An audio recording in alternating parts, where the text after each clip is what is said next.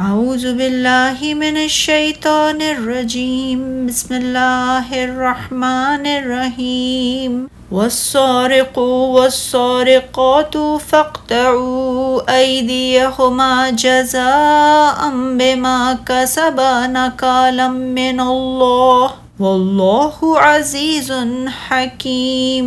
فمن تاب من بعد ظلمہ واصلح فإن اللہ یتوب علیہ ان اللہ غفور رحیم۔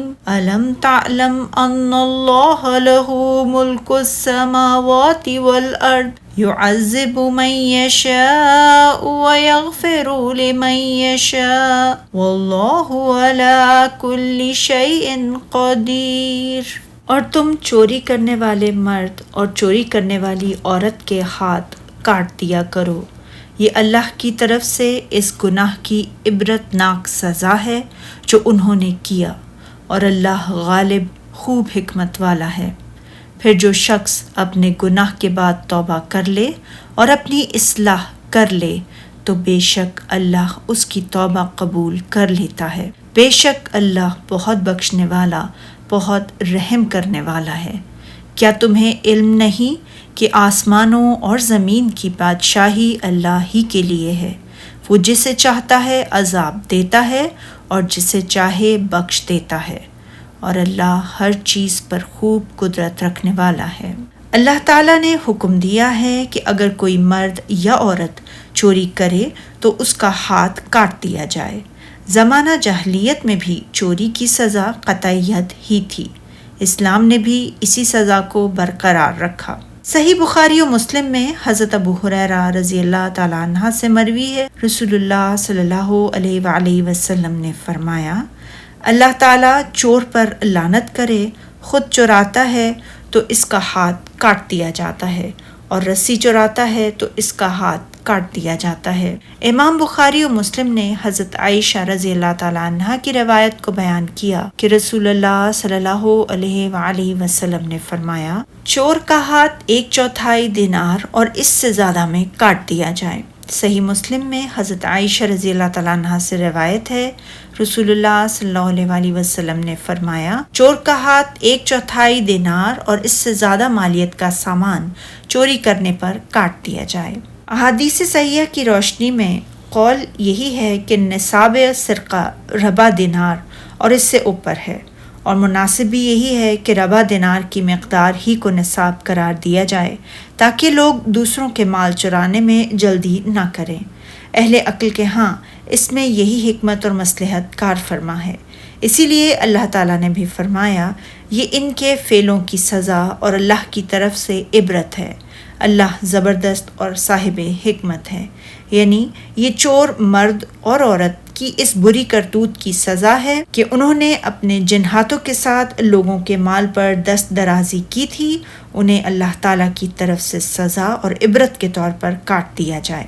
اور اللہ زبردست ہے، یعنی اپنے انتقام لینے میں، اور صاحب حکمت ہے اپنے امر و نہی اور شرع و قدر میں۔ پھر اللہ تعالیٰ نے فرمایا ہے، اور جو شخص گناہ کے بعد توبہ کر لے اور نیکوکار ہو جائے تو بے شک اللہ اس کو معاف کر دے گا، کچھ شک نہیں اللہ بخشنے والا مہربان ہے۔ جو شخص چوری کے بعد توبہ کر لے اور اللہ تعالیٰ کی طرف رجوع کر لے تو اللہ تعالیٰ اس کی توبہ کو قبول فرما لے گا۔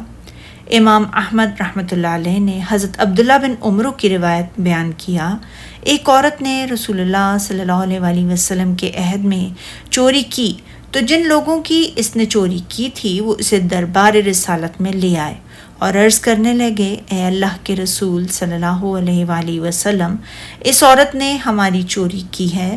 عورت کی قوم نے کہا، ہم اس کا فدیہ ادا کر دیتے ہیں، یعنی اس کے اہل والوں نے، مگر رسول اللہ صلی اللہ علیہ وآلہ وسلم نے فرمایا، اس کا ہاتھ کاٹ دو۔ اس کی قوم نے کہا، ہم اس کا 500 دینار فدیہ ادا کرنے کو تیار ہیں، مگر آپ نے پھر بھی یہی فرمایا، اس کا ہاتھ کاٹ دو۔ چنانچہ اس کا دایاں ہاتھ کاٹ دیا گیا۔ عورت نے عرض کی، اے اللہ کے رسول صلی اللہ علیہ وآلہ وسلم، کیا میری توبہ قبول ہو سکتی ہے؟ آپ نے فرمایا، ہاں، اب تم اپنے گناہ سے اس طرح پاک ہو گئی ہو جس طرح اس دن پاک تھی جب تمہاری ماں نے تمہیں جنم دیا تھا۔ اسی سلسلہ میں اللہ تعالیٰ نے سورہ مائدہ میں اس آیت کریمہ کو نازل فرمایا، اور جو شخص گناہ کے بعد توبہ کر لے اور نیکوکار ہو جائے تو بے شک اللہ اس کو معاف کر دے گا، کچھ شک نہیں اللہ بخشنے والا مہربان ہے۔ یہ عورت جس نے چوری کی تھی خاندان مخزوم کی عورت تھی، اور اس کا واقعہ صحیحین میں بھی روایت ہے۔ امام زہری عن عروہ حضرت عائشہ رضی اللہ تعالیٰ عنہ سے مروی ہے، قریش کی اس عورت کے بارے میں فکر دامن گیر ہوئیں جس نے نبی اکرم صلی اللہ علیہ وآلہ وسلم کے عہد میں غزوہ فتح کے زمانے میں چوری کر لی تھی۔ آپس میں مشورہ کرتے ہوئے کہنے لگے، کون ہو جو اس مسئلے میں رسول اللہ صلی اللہ علیہ وآلہ وسلم سے بات کرے؟ کہنے لگے، اسامہ بن زید رضی اللہ تعالیٰ عنہ جو رسول اللہ صلی اللہ علیہ وآلہ وسلم کو بہت پیارے ہیں، ان کے سوا اور کون جرأت کر سکتا ہے؟ اس عورت کو رسول اللہ صلی اللہ علیہ وآلہ وسلم کی خدمت میں پیش کیا گیا اور اسامہ بن زید نے اس کی سفارش کی تو رسول اللہ صلی اللہ علیہ وآلہ وسلم کے چہرے اقدس کا رنگ بدل گیا۔ آپ نے فرمایا، اللہ عز و جل کے حدود میں سے ایک حد کے بارے میں سفارش کرتے ہو؟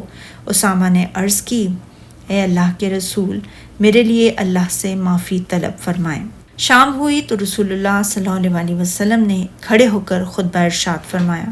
اس میں اللہ تعالیٰ کی حمد و ثنا بیان کی اور فرمایا، اما بعد، تم سے پہلے لوگوں کو اس بات نے ہلاک کر دیا تھا کہ ان میں سے اگر کوئی معزز آدمی چوری کرتا تو اسے چھوڑ دیتے تھے، اور اگر کوئی کمزور آدمی چوری کرتا تو اس پر حد قائم کر دیتے تھے۔ اس ذات اقدس کی قسم جس کے ہاتھ میں میری جان ہے، اگر میری بیٹی فاطمہ بنت محمد بھی چوری کرے تو میں اس کا ہاتھ بھی کاٹ دوں گا۔ پھر آپ نے حکم جاری فرمایا اور اس عورت کا ہاتھ کاٹ دیا گیا۔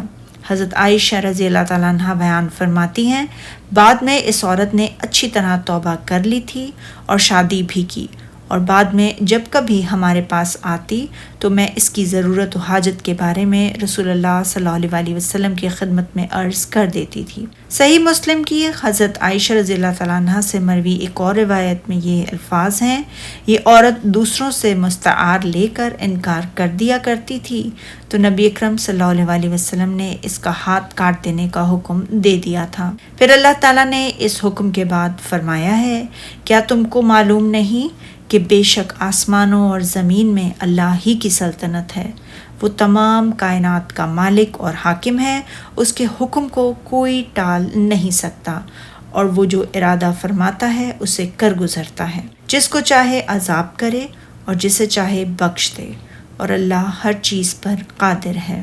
سبحانک اللہم و بحمدک، اشہد ان لا الہ الا انت، استغفرک و اتوب الیک۔